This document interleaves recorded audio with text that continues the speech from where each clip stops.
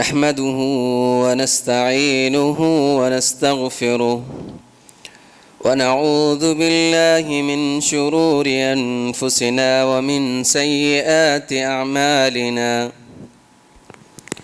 من يهده الله فلا مضل له ومن يضلل فلا هادي له ونشهد أن لا إله إلا الله ونشهد أن محمدًا عبده ورسوله أرسله بالهدى ودين الحق ليظهره على الدين كله ولو كره المشركون. يا أيها الذين آمنوا اتقوا الله حق تقاته ولا تموتن إلا وأنتم مسلمون. يا أيها الناس اتقوا ربكم الذي خلقكم من نفس واحدة وخلق منها زوجها وبث منهما رجالا كثيرا ونساء واتقوا الله الذي تساءلون به والأرحام إن الله كان عليكم رقيبا. يا أيها الذين آمنوا اتقوا الله وقولوا قولا سديدا يصلح لكم أعمالكم ويغفر لكم ذنوبكم ومن يطع الله ورسوله فقد فاز فوزا عظيما. أما بعد فإن خير الحديث كتاب الله وخير الهدى هدى محمد صلى الله عليه وسلم وشر الأمور محدثاتها وكل محدثة بدعة وكل بدعة ضلالة وكل ضلالة في النار. أعوذ بالله من الشيطان الرجيم. بسم الله الرحمن الرحيم. إن عدة الشهور عند الله 12 شهرا في كتاب الله يوم خلق السماوات والأرض منها 4 حرم ذلك الدين القيم فلا تظلموا فيهن أنفسكم وقاتلوا المشركين كافة كما يقاتلونكم كافة واعلموا أن الله مع المتقين. تمام قسم کی تعریفات اس وحدہ لا شریک خالق کائنات مالک ارض و سما کے لیے ہیں جو اپنی ذات اور اپنی صفات میں تنہا ہے، یکتا ہے، بے مثال ہے، جس کا کوئی ساجھی اور شریک نہیں، اور جس کی بے شمار نعمتیں ہیں ہم پر. بعدہ درود و سلام کی ڈالیاں نچھاور ہوں تمام انبیاء اکرام پر، بالخصوص امام الانبیاء، سید الاتقیاء، قدوۃ الصلحاء، شافعی روز جزا جناب محمد رسول اللہ صلی اللہ علیہ وسلم پر. اللہم صلی وسلم وبارک علیہ. دین ملی اسلامی بھائیوں، آج کے اس خطبہ جمعہ میں میرا موضوع ہے ماہ رجب کی بدعات. اسلامی بھائیوں، عربی کیلنڈر کے حساب سے یہ مہینہ جو ہم پر سایہ فگن ہے، رجب کا مہینہ ہے، اور رجب کا مہینہ 4 حرمت والے مہینوں میں سے ایک ہے، جیسا کہ اللہ تعالیٰ نے اس آیت کریمہ میں بیان فرمایا ہے، ان عدت الشہور عند اللہ 12 شہرا فی کتاب اللہ یوم خلق السماوات والارض منها 4 حرم ذلك الدین القیم فلا تظلموا فیہن انفسکم۔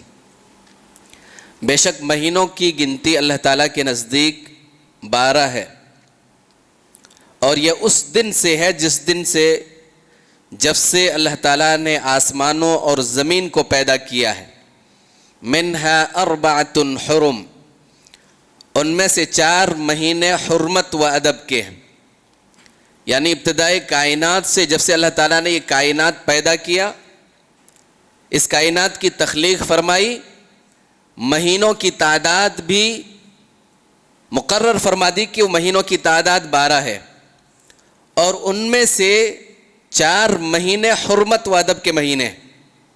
وہ کون سے مہینے ہیں 4 مہینے حرمت و ادب کے؟ نبی کریم صلی اللہ علیہ وسلم نے اس کی تعین بھی فرما دی ہے، السنۃ 12 شہرا منها 4 حرم، کہ سال 12 مہینوں کا ہے، ان میں سے 4 مہینے حرمت و ادب کے ہیں۔ 3 متوالیات، یہ 4 مہینے حرمت کے ہیں، ان میں سے یہ 3 مہینے پے در پہ آتے ہیں، ایک کے بعد ایک، ذی القعدہ، ذی الحجہ، محرم، اور چوتھا مہینہ ورجب مضر الذی بین جمادہ و شعبان۔ حرمت کا یہ چوتھا مہینہ رجب کا مہینہ ہے، جو شعبان سے پہلے اور جمادی الثانی کے بعد آتا ہے۔ یہ 4 مہینے حرمت و ادب کے مہینے۔ پھر اسی آیت میں آگے اللہ رب ذوالجلال فرماتا ہے فَلَا تَظْلِمُوا فِيهِنَّ أَنفُسَكُمْ، کہ ان 4 حرمت و ادب کے مہینے ہیں، ان میں خصوصی طور پر اپنی جانوں پر ظلم نہ کرو۔ کیا ان 4 مہینوں کے علاوہ دوسرے مہینوں میں اپنی جانوں پر ظلم کر سکتا ہے انسان؟ نہیں، سال کے 12 مہینوں میں ظلم حرام ہے۔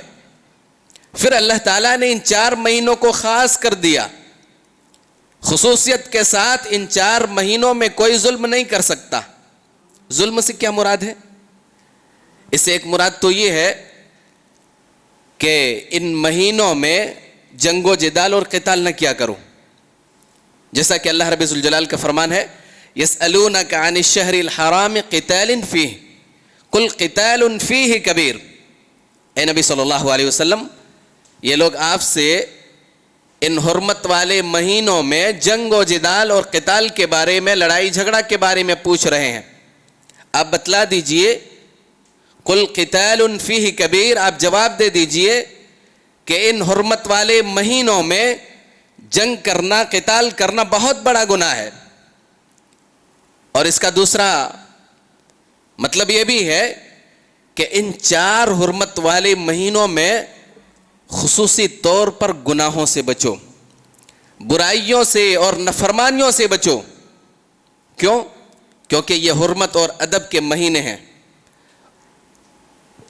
حرمت و ادب کے مہینے ہیں، حرمت کی پامالی نہیں ہونی چاہیے، پاس و لحاظ رکھو ان مہینوں کی۔ حافظ ابن کثیر رحمہ اللہ نے حضرت عبداللہ ابن عباس رضی اللہ تعالیٰ عنہما سے نقل کیا ہے کہ اللہ تعالیٰ نے ظلم کو سال کے 12 مہینوں میں حرام قرار دیا، پھر اللہ تعالیٰ نے 4 مہینوں کو خاص کر دیا کہ خصوصیت کے ساتھ اور خصوصی طور پر ان 4 مہینوں میں گناہوں اور نافرمانیوں سے بچو، ظلم سے بچو۔ کیوں؟ کیونکہ ان مہینوں میں عمل صالح، نیکی کا اجر و ثواب اللہ تعالیٰ بڑھا دیتا ہے، اور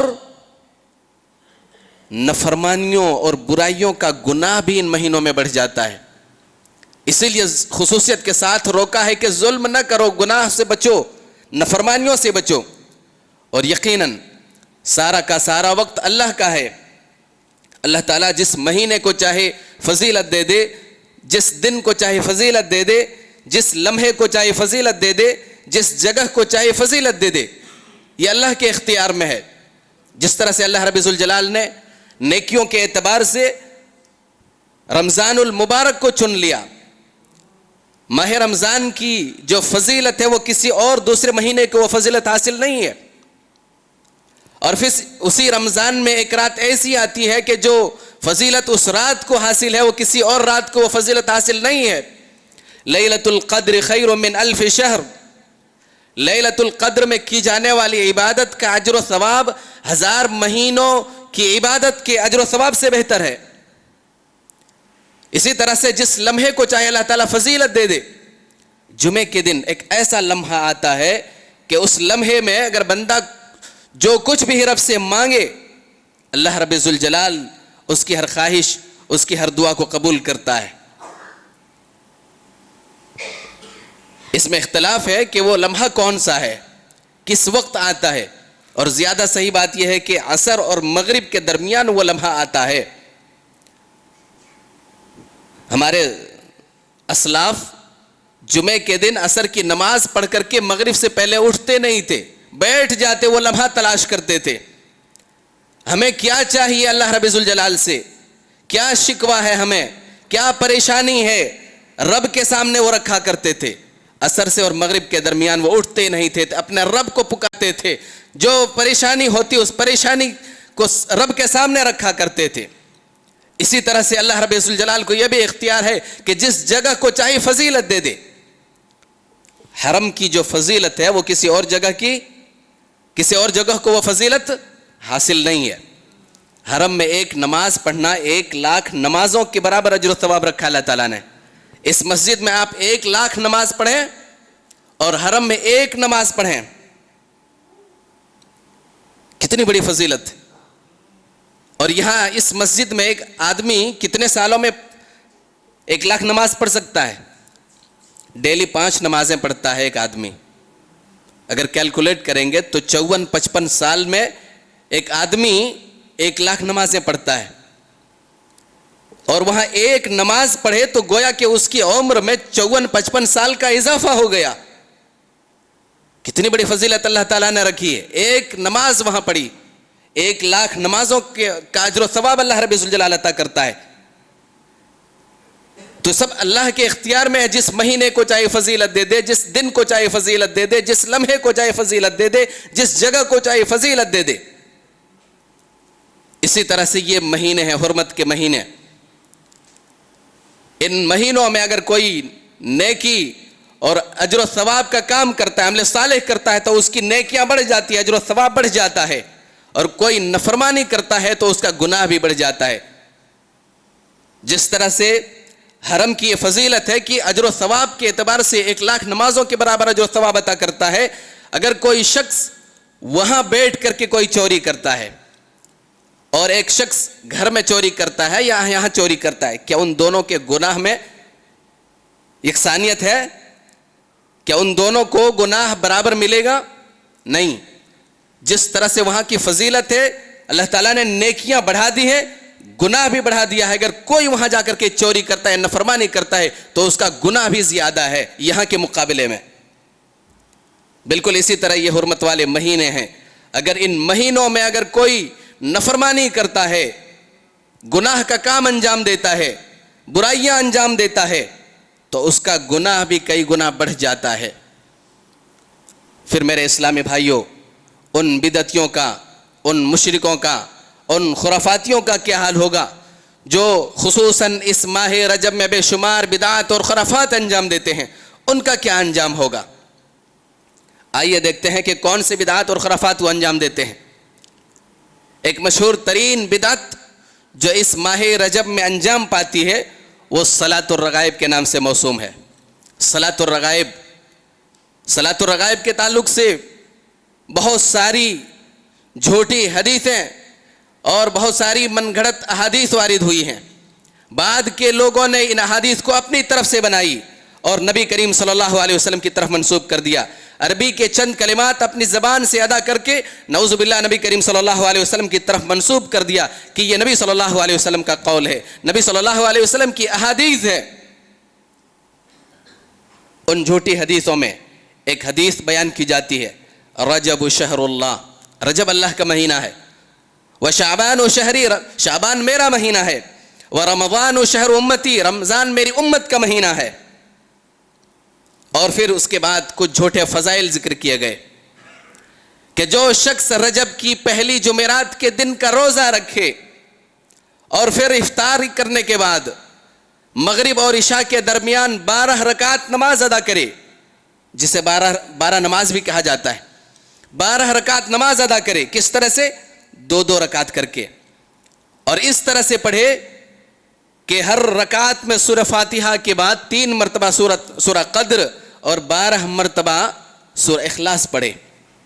اس طرح سے وہ 12 رکعت کمپلیٹ کرے, اور 12 رکعت نماز کمپلیٹ کرنے کے بعد وہ 70 مرتبہ مجھ پر درود بھیجے, 70 ٹائمز, اور اس کے بعد وہ سجدے میں چلا جائے, سجدے میں 70 مرتبہ دعا کرے, سبوح قدوس رب الملائکۃ والروح, اور پھر وہ سجدے سے سر اٹھائے اور پھر 70 مرتبہ دعا پڑھے, رب اغفر وارحم وتجاوز عما تعلم انک انت العزیز العظیم. پھر اس کے بعد دوسرا سجدہ بھی سیم ایسے ہی کرے, اور اس کے بعد وہ جو بھی اللہ تعالیٰ سے مانگے گا, جو بھی اس کی خواہش ہوگی, جو بھی اس کی وش ہوگی, اس کی وش پوری ہوگی. اس حدیث کے متعلق تمام محدثین کا اتفاق ہے کہ یہ جھوٹی ہے, یہ من گھڑت ہے.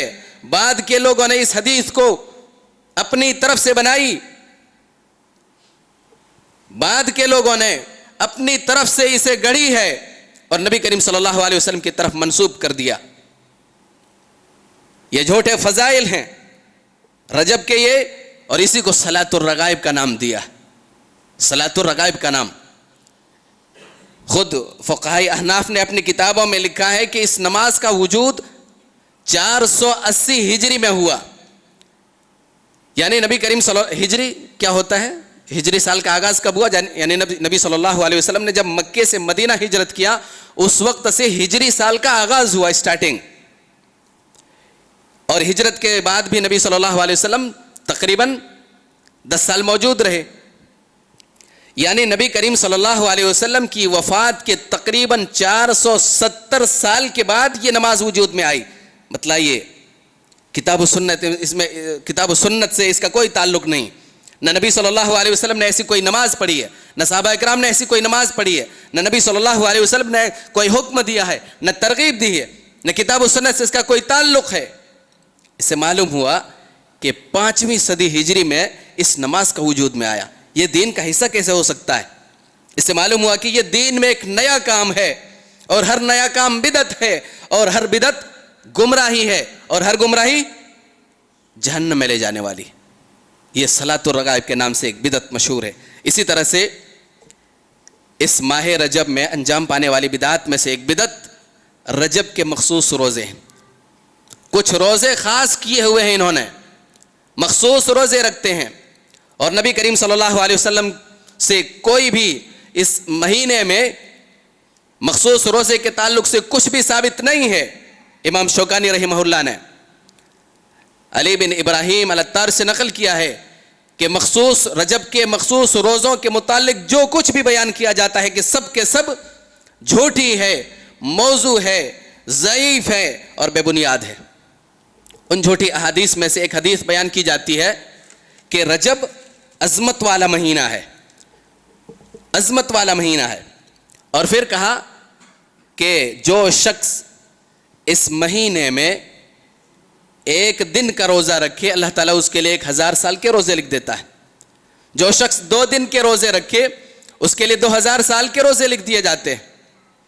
جو شخص 3 دن کے روزے رکھے اللہ تعالیٰ اس کے لیے 3000 سال کے روزے لکھ دیتا ہے. جو شخص 7 دن کے روزے رکھے اللہ تعالیٰ اس کے لیے جہنم کے دروازے بند کر دیتا ہے. جو شخص 8 دن کے روزے رکھے اللہ تعالیٰ اس کے لیے جنت کے 8 دروازے کھول دیتا ہے, جس دروازے سے چاہے وہ جنت میں داخل ہو جائے. اور جو شخص 15 دن کے روزے رکھے پھر اس کی مغفرت کر دی جاتی ہے، اس کی نیکیاں، اس کی برائیاں نیکیوں میں تبدیل کر دی جاتی ہیں، اور آسمان سے ایک اعلان کرنے والا اعلان کر کے کہتا ہے کہ تمہاری بخشش کر دی گئی ہے، تمہاری مغفرت کر دی گئی، لہٰذا آج سے تم نئے سرے سے عمل شروع کرو۔ اور جو شخص اس سے زیادہ روزے رکھتا ہے اللہ تعالیٰ اسے اور زیادہ عطا کرتا ہے۔ اس حدیث کے تعلق سے بھی تمام محدثین نے کہا کہ یہ جھوٹی حدیث ہے، من گھڑت ہے، ضعیف ہے۔ علامہ ابن حجر رحمہ اللہ فرماتے ہیں ہوا موضوع بلا شک، بلا شک و شبہ یہ موضوع ہے، بنی بنائی ہوئی ہے، اس میں کوئی ڈاؤٹ نہیں۔ کیا معلوم ہوا کہ یہ بھی دین میں ایک نیا کام ہے، یہ بھی بدعت ہے، اور بدعت گمراہی ہے، اور ہر گمراہی جہنم کی طرف لے جانے والی ہے۔ اسی طرح سے اس ماہ رجب میں انجام پانے والی بدعات میں سے ایک بدعت شب معراج ہے۔ شب معراج، لوگوں میں یہ بات مشہور ہے کہ نبی کریم صلی اللہ علیہ وسلم کے اسراء و معراج کا جو معجزہ پیش آیا، جو واقعہ پیش آیا، وہ رجب کی 27ویں تاریخ تھی، رجب کی 27ویں رات تھی۔ اسی لیے وہ اس دن، اس رات کو خصوصی طور پر جاگ کر کے، پوری رات جاگ کر کے عبادات انجام دیتے ہیں، قیام اللیل کا اہتمام کرتے ہیں، تلاوت قرآن کرتے ہیں، محفلیں اور مجلسیں منعقد کرتے ہیں، اپنے گھروں کو، گلی کوچوں کو چراغاں اور روشن کرتے ہیں، اور اگلے دن کا روزہ رکھنا مستحب سمجھتے ہیں، اگلے دن کا روزہ رکھنا مستحب سمجھتے ہیں۔ اس سلسلے میں سب سے پہلی بات کہ اسراء و معراج کب پیش آیا، تاریخ کے سلسلے میں اہل علم کے درمیان شدید اختلاف ہے کہ وہ کون سی تاریخ تھی جس میں اسراء و معراج کا واقعہ پیش آیا، اور تاریخ تو کیا، مہینے میں بھی اختلاف ہے کہ آیا وہ محرم کا مہینہ تھا، یا وہ رجب کا مہینہ تھا، یا وہ رمضان کا مہینہ تھا، کس مہینے میں اسراء و معراج کا واقعہ پیش آیا۔ مہینے میں جب اس قدر اختلاف ہے تو تاریخ کی تعین کیسے ہو سکتی ہے؟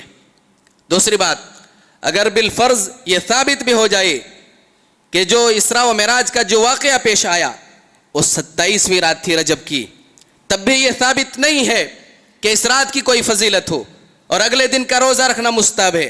اگر اس رات کی کوئی فضیلت ہوتی، اس رات کو اگر جشن منانا جائز ہوتا، اگلے دن کا روزہ رکھنا جائز ہوتا، تو سب سے پہلے نبی کائنات علیہ الصلوۃ والسلام اس پر عمل کرتے۔ نبی کائنات علیہ الصلوۃ والسلام جاگ کر کے پوری رات عبادت کرتے، قیام اللیل کا اہتمام کرتے، اپنے گھر والوں کو بھی جگاتے، صحابہ کرام رضوان اللہ علیہم اجمعین کو بھی حکم دیتے۔ لیکن اس سلسلے میں کوئی صحیح سند سے کوئی بھی حدیث ثابت نہیں ہے، نہ نبی صلی اللہ علیہ وسلم نے عبادت کی ہے، نہ صحابہ کرام نے عبادت کی ہے، اور کسی سے کچھ ثابت ہے۔ اس سے معلوم ہوا کہ شب معراج منانا، جشن منانا، اس رات کا اہتمام کرنا، اگلے دن کا روزہ رکھنا، یہ سب بدعت ہے، دین میں نیا کام ہے، اس سے بچنا چاہیے۔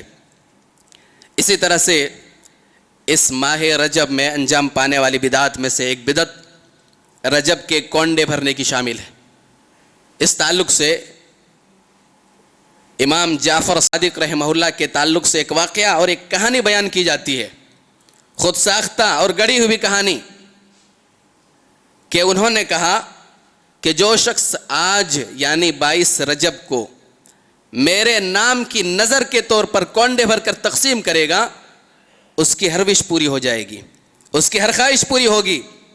اگر اس کی خواہش پوری نہ ہوئی، اس کی ضرورت پوری نہ ہوئی، قیامت کے دن میرا گریبان پکڑ لینا۔ اس تعلق سے سب سے پہلی بات یہ ہے کہ جو نبی صلی اللہ علیہ وسلم نے نہیں کیا وہ دین کا حصہ نہیں ہو سکتا۔ اور دوسری بات، کیا امام جعفر صادق رحمہ اللہ کی اس وصیت کا انکشاف 1400 سال بعد ہونا تھا؟ پہلے کیوں نہ ہوا؟ پہلے لوگوں کو معلوم کیوں نہیں ہوا؟ پہلے کے لوگوں کو کیوں معلوم نہیں ہوا؟ اور کیا یہ ہو سکتا ہے کہ امام جعفر صادق رحمہ اللہ جیسی عظیم شخصیت، ایک توحید پرست موحد شخص نے اپنے نام کی نظر کے طور پر وصیت کی ہو؟ جبکہ نظر ماننا یہ عبادت ہے، نظر صرف اللہ کے لیے مانی جا سکتی ہے، نظر ماننا عبادت ہے، اور ہر طرح کی عبادت اللہ کے لیے خاص کرنا ضروری ہے۔ اور اگر کوئی کسی کے لیے غیر اللہ کے لیے نظر مانتا ہے تو وہ شرک اکبر ہے۔ کیا انہوں نے شرک کی دعوت دی ہوگی؟ کیا ایسا ہو سکتا ہے؟ ایک توحید پرست، ایک موحد شخص، کیا ایسا ہو سکتا ہے؟ دوسری بات، 22 رجب سے ان کا کیا لینا دینا؟ نہ ان کی ولادت ہوئی امام جعفر صادق کی، نہ وفات ہوئی۔ اور اصل بات یہ ہے کہ اس دن یعنی 22 رجب کے دن حضرت امیر معاویہ رضی اللہ تعالیٰ عنہ کی وفات ہوئی۔ جو لوگ ان سے جلتے تھے، برا بھلا کہتے تھے، انہیں گالیاں دیتے تھے، انہیں کوستے تھے، انہیں موقع مل گیا جشن منانے کا۔ اسی لیے یہ کہانی گڑھی گئی اور اس کہانی کے پیچھے وہ جشن مناتے ہیں، اور بھولے بھالے مسلمان ان کی سازش کے جال میں پھنس گئے۔ میرے اسلامی بھائیوں، غیر اللہ کے نام پر نظر ماننا شرک ہے، یہ بدعت نہیں، یہ شرک ہے، اس سے بچنا چاہیے۔ اسی طرح سے اس ماہ رجب میں انجام پانے والی بدعات میں سے ایک بدعت ہزاری نماز ہے۔ رجب کی پہلی تاریخ کو ہزاری نماز پڑھی جاتی ہے، کوئی ثبوت نہیں، کوئی دلیل نہیں، یہ بھی بدعت ہے، دین میں نیا کام ہے، بچنا چاہیے۔ اسی طرح سے اس مہینے میں خصوصیت کے ساتھ مردوں کی طرف سے خوب صدقہ و خیرات کیا جاتا ہے، اسی طرح سے قبروں کی خوب زیارت ہوتی ہے، اسی طرح سے اس مہینے مخصوص دعائیں پڑھی جاتی ہیں۔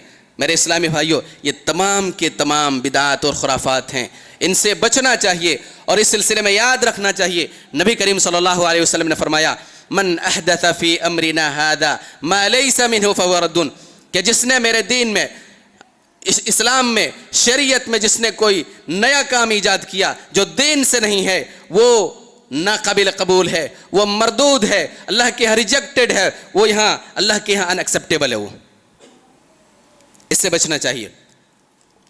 اور دوسری بات، اللہ رب ذوالجلال نے اس دین میں کمی بیشی کی کوئی گنجائش نہیں رکھی۔ اللہ رب ذوالجلال کا بڑا احسان ہے کہ اس نے اس دین کو، دین اسلام کو مکمل اور کمپلیٹ نازل کیا ہے، ذرہ برابر بھی کمی بیشی کی گنجائش نہیں چھوڑی۔ یہ اللہ تعالیٰ کا بہت بڑا احسان ہے۔ اگر اللہ رب ذوالجلال نے مکمل یہ دین نازل نہ کیا ہوتا، ادھورا اور ناقص چھوڑ دیا ہوتا، تو ہر انسان اپنی خواہش کے مطابق جیسے چاہتا ویسے گھٹاتا اور بڑھاتا، اور یوں دین اسلام لوگوں کے ہاتھوں ایک کھلونا بن کر رہ جاتا۔ لیکن اللہ کا بہت بڑا فضل اور احسان ہے کہ اس نے اس دین کو کمپلیٹ اور مکمل نازل کیا۔ حجۃ الوداع کے موقع پر یہ آیت کریمہ نازل ہوئی، الیوم اکملت لکم دینکم واتممت علیکم نعمتی ورضیت لکم الاسلام دینا، کہ آج میں نے تمہارا دین تمہارے لیے مکمل کر دی۔ الیوم اکملت لکم دینکم واتممت علیکم نعمتی، اور تمہارے اوپر اپنی نعمت پوری کر دی، ورضیت لکم الاسلام دینا، اور اسلام کو بحیثیت دین تمہارے لیے پسند کر لیا۔ یہ اللہ تعالیٰ کا کتنا بڑا احسان ہے کہ اس نے دین کو کمپلیٹ نازل کیا، مکمل نازل کیا، ناقص اور ادھوری نازل نہیں کیا۔ اور اس احسان کا اندازہ صحیحین کی اس روایت سے آپ لگا سکتے ہیں کہ حضرت عمر فاروق رضی اللہ تعالیٰ عنہ کے دور خلافت میں ایک یہودی عالم آئے اور کہا، امیر المومنین، قرآن مجید میں ایک ایسی آیت ہے کہ اگر وہ آیت ہم یہودیوں کی جماعت پر نازل ہوتی تو جس دن وہ آیت نازل ہوئی تھی اس دن کو ہم عید کے طور پر مناتے۔ عمر فاروق رضی اللہ تعالیٰ عنہ نے پوچھا وہ کون سی آیت؟ کہا الیوم اکملت لکم دینکم واتممت علیکم نعمتی ورضیت لکم الاسلام دینا۔ عمر فاروق رضی اللہ تعالیٰ عنہ نے کہا کہ یہ آیت عید کے دن ہی نازل ہوئی ہے۔ نبی صلی اللہ علیہ وسلم عرفات کے میدان میں تھے اور وہ دن جمعۃ المبارک کا دن تھا۔ جمعہ کا دن ہمارے لیے عید کا دن ہوا کرتا ہے۔ اس سے معلوم ہوتا ہے کہ کتنا بڑا احسان ہے اللہ تعالیٰ کا کہ اس نے دین کو مکمل اور کمپلیٹ نازل کیا۔ دوسری بات، اس ماہ رجب میں جو اعمال انجام پاتے ہیں بدعات اور خرافات کے نام پر، اگر یہ اعمال خیر ہوتے، اگر یہ اعمال جنت کی طرف لے جانے والے ہوتے تو نبی کریم صلی اللہ علیہ وسلم ہمیں اس کی طرف رہنمائی کرتے، حکم ضرور دے جاتے۔ شب معراج کے تعلق سے مخصوص روزوں کے تعلق سے، صلاۃ الرغائب کے تعلق سے، اور جو کچھ بھی اس میں کار خیر کے نام پر اعمال انجام پاتے ہیں، اگر یہ جنت میں لے جانے والے ہوتے، یہ اعمال خیر ہوتے، تو نبی صلی اللہ علیہ وسلم ہمیں حکم دے جاتے، ہمیں بتلا جاتے نبی کریم صلی اللہ علیہ وسلم۔ کیوں نہیں بتلایا؟ ایک حدیث میں نبی صلی اللہ علیہ وسلم نے فرمایا، میں ترکت شیئا یقربکم الی اللہ ویبعدکم عن النار الا امرتکم بہ وما ترکت شیئا یقربکم الی النار ویبعدکم عن اللہ الا ونہیتکم عنہ، کہ میں نے ہر اس بات کا تمہیں حکم دے دیا ہے جو تمہیں اللہ سے قریب کر دے اور جہنم سے دور کر دے، اور میں نے ہر اس بات سے تمہیں روک دیا ہے جو تمہیں جہنم سے قریب کر دے اور اللہ تعالیٰ سے دور کر دے۔ اگر ہمیں یہ اعمال جنت سے قریب کرتے، جنت میں لے جانے والے ہوتے، اللہ تعالیٰ سے قریب کرنے والے ہوتے، تو نبی صلی اللہ علیہ وسلم ہمیں ان اعمال کے تعلق سے بتلا جاتے۔ اور تیسری بات، اگر اعمال خیر کے نام پر اگر دین میں نیا کام ایجاد کرنا جائز ہوتا،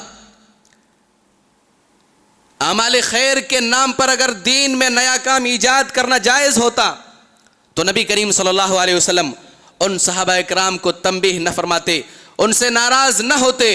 کن سے؟ جنہوں نے یہ کہا تھا کہ ہم 3 صحابہ اکرام تھے۔ حضرت انس بن مالک رضی اللہ تعالیٰ عنہ فرماتے ہیں کہ کچھ صحابہ اکرام نبی کریم صلی اللہ علیہ وسلم کے پاس آئے اور کہا، نبی صلی اللہ علیہ وسلم کی عبادات کے تعلق سے پوچھا، نبی صلی اللہ علیہ وسلم موجود نہیں تھے، ازواج مطہرات نے عبادات کے تعلق سے بتلایا کہ نبی صلی اللہ علیہ وسلم کی عبادت ایسے ہوا کرتی ہے۔ انہوں نے اپنے نظریے سے بہت کم تصور کیا اور کہا کہ خیر کہاں نبی کریم صلی اللہ علیہ وسلم، ان کے اگلے پچھلے تمام گناہ معاف، تمام خطائیں معاف کر دی اللہ تعالیٰ نے، معصوم عن الخطا ہیں، ہماری مغفرت، ہماری کامیابی کیسے ہو سکتی ہے آخرت میں اتنے کم عبادت میں؟ پھر ان تینوں میں سے ایک نے کہا کہ میں ساری رات قیام کروں گا، سوؤں گا نہیں، پوری رات، پوری زندگی۔ دوسرے نے کہا کہ میں پوری زندگی روزے رکھتا رہوں گا، کسی بھی دن کا روزہ نہیں چھوڑوں گا۔ تیسرے نے کہا کہ میں کبھی شادی نہیں کروں گا۔ کون جھنجھٹ میں پھنسے شادی کے، میں پوری زندگی اللہ تعالیٰ کی عبادت کرتا رہوں گا۔ نبی صلی اللہ علیہ وسلم کو جب یہ بات پہنچی، نبی صلی اللہ علیہ وسلم ان کے پاس آئے اور فرمایا، انتم الذین قلتم کذا و کذا اما واللہ انی لاخشاکم للہ واتقاکم لہ لیکنی اصوم وافطر واصلی وارقد واتزوج النساء فمن رغب عن سنتی فلیس منی۔ کیا تم ہی وہ لوگ ہو جنہوں نے ایسی ایسی باتیں کہی ہیں؟ تمہیں یہ یاد رکھنا چاہیے، تمہیں یہ بات جاننی چاہیے کہ تم میں سب سے زیادہ میں اللہ تعالیٰ سے ڈرنے والا ہوں، سب سے زیادہ متقی اور پرہیزگار ہوں، اس کے باوجود لیکنی اصوم و افطر، میں روزے رکھتا بھی ہوں، روزے چھوڑتا بھی ہوں، میں کنٹینیو لگاتار میں روزے نہیں رکھتا، روزے رکھتا بھی ہوں، چھوڑتا بھی ہوں، وَأُصَلِّ وَأَرْقُدُ، میں سوتا بھی ہوں اور قیام اللیل بھی کرتا ہوں، تمہاری طرح پوری رات جاگ کر قیام اللیل نہیں کرتا، وَأَتَزَوَّجُ النِّسَاء، میں شادی بھی کرتا ہوں، فَمَنْ رَغِبَ عَنْ سُنَّتِي فَلَيْسَ مِنِّي، جو شخص، یاد رکھو یہ میرا طریقہ ہے اور یہی میری سنت ہے، جو شخص میری اس سنت سے اعراض کرے گا، منہ موڑے گا، اس کا مجھ سے کوئی تعلق نہیں ہے، اس کا مجھ سے کوئی تعلق نہیں۔ بتائیے ان صحابہ اکرام کا ارادہ گناہ کا تھا یا خیر کا ارادہ تھا؟ یقیناً ان تینوں صحابہ اکرام کا ارادہ خیر کا تھا، زیادہ سے زیادہ نیکیاں اور اجر عمل صالح انجام دینے کا ارادہ تھا، زیادہ سے زیادہ نیکیاں کمانے کا ارادہ تھا، لیکن نبی صلی اللہ علیہ وسلم کے طریقے سے ہٹ کر وہ طریقہ تھا، نبی کریم صلی اللہ علیہ وسلم کی عبادت کے طریقے سے وہ طریقہ تھا، اسی لیے نبی صلی اللہ علیہ وسلم ناراض ہوئے اور انہیں تنبیہ فرمائی کہ اس کا مجھ سے کوئی تعلق نہیں ہے۔ اگر آخرت میں کامیابی چاہتے ہو، آخرت میں نجات چاہتے ہو، تو میری سنت پر چلنا ہوگا، جو طریقہ میں نے بتلایا اس طریقے پر چلنا ہوگا، وہ اعمال انجام دینا ہوگا جسے اللہ رب ذوالجلال پسند کرتا ہو۔ اپنی طرف سے کوئی اگر عمل چاہے جتنا عمل کر لے، چاہے جتنا اپنے آپ کو تھکا لے، اللہ تعالیٰ کے یہاں وہ عمل قابل قبول نہیں ہے۔ قیامت کے دن عمل کے اعتبار سے کون سب سے خسارے اور گھاٹے میں ہوگا؟ قل هل ننبئكم بالاخسرين اعمالا الذين ضل سعيهم في الحياة الدنيا وهم يحسبون انهم يحسنون صنعا۔ اے نبی صلی اللہ علیہ وسلم آپ کہہ دیجئے کہ آؤ میں تمہیں بتلا دوں، اگر تم چاہتے ہو تو بتلا دوں کہ آخرت میں اعمال کے اعتبار سے گھاٹے میں کون ہوگا؟ الذین ضل سعیہم فی الحیاۃ الدنیا وہم یحسبون انہم یحسنون صنعا، وہ لوگ کہ جن کی دنیاوی زندگی کی تمام تر کوششیں ناکام ہو گئیں، بیکار ہو گئیں، اور وہ یہی سمجھتے رہے جو کچھ وہ کر رہے ہیں اچھا کر رہے ہیں۔ بتلائیے اعمال خیر کے نام پر جو کچھ انجام پاتے ہیں اس مہینے میں، کیا وہ اعمال خیر کا نام نہیں دیتے؟ کیا وہ یہ نہیں سمجھتے کہ یہ اچھا کر رہے ہیں؟ چاہے آدمی جو کچھ سمجھے، چاہے آدمی اس غلط فہمی کا شکار ہو کہ میں اچھے اعمال انجام دے رہا ہوں، لیکن اللہ تعالیٰ کی یہاں وہ عمل قابل قبول نہیں ہے جو اعمال نبی صلی اللہ علیہ وسلم نے انجام نہیں دیا، جو اعمال نبی صلی اللہ علیہ وسلم نے انجام نہیں دیا وہ اعمال اللہ کے قابل قبول نہیں ہے۔ چاہے آدمی یہ سمجھتا رہے، یہ گمان کرتا رہے کہ میں ذخیرے آخرت کر رہا ہوں، آخرت کے لیے توشہ تیار کر رہا ہوں۔ میرے اسلامی بھائیوں، تو رجب کے مہینے میں بے شمار بدعات اور خرافات انجام پاتے ہیں۔ ان بدعتیوں کو، ان خرافاتیوں کو اپنے انجام کی فکر کرنی چاہیے۔ قیامت کے دن ان کا کیا انجام ہوگا؟ ان کے تمام اعمال بیکار ہو جائیں گے۔ اور نبی کریم صلی اللہ علیہ وسلم نے ایک حدیث میں بیان فرمایا کہ حوض کوثر پر میں تمہارا پیشرو ہوں گا، میں تمہارا انتظار کر رہا ہوں گا، اور جو شخص میرے حوض کوثر پر آئے گا وہ حوض کوثر سے پانی پیے گا، اور جو ایک مرتبہ پی لے پھر وہ دوبارہ کبھی پیاسا نہیں ہوگا۔ پھر میرے پاس کچھ ایسے لوگ آئیں گے جنہیں میں پہچان رہا ہوں گا اور وہ بھی مجھے پہچان رہے ہوں گے، لیکن ہم دونوں کے درمیان، ان کے درمیان اور ہمارے درمیان فرشتے حائل ہو جائیں گے، رکاوٹ قائم کر دی جائے گی۔ میں کہوں گا یہ میری امت کے لوگ ہیں، پھر مجھ سے کہا جائے گا لا تدری ما احدثوا بعدک، آپ کو معلوم نہیں کہ آپ کے بعد دین میں کیا کیا نیا کام ایجاد کیا۔ پھر میں کہوں گا سحقن سحقن لمن غیر بعدی، دوری ہو، ہلاکت اور بربادی ہو اس کے لیے جس نے میرے بعد شریعت میں تبدیلیاں کی، نئے کام ایجاد کیے۔ میرے اسلامی بھائیوں، بہت سارے بدعات اور خرافات اس مہینے میں انجام پاتے ہیں۔ اللہ تعالیٰ سے دعا ہے رب ذوالجلال ان تمام بدعات، خرافات اور شرک اور تمام طرح کے گناہوں سے اللہ تعالیٰ ہمیں محفوظ رکھے، آمین۔ الحمدللہ رب العالمین، والصلاة والسلام على محمد بن عبد الله الأمي الأمين وعلى آله وأصحابه أجمعين، أما بعد، أعوذ بالله من الشيطان الرجيم، بسم الله الرحمن الرحيم، إن الله وملائكته يصلون على النبي يا أيها الذين آمنوا صلوا عليه وسلموا تسليما، اللهم صل على محمد وعلى آل محمد كما صليت على إبراهيم وعلى آل إبراهيم إنك حميد مجيد، اللهم بارك على محمد وعلى آل محمد كما باركت على إبراهيم وعلى آل إبراهيم إنك حميد مجيد۔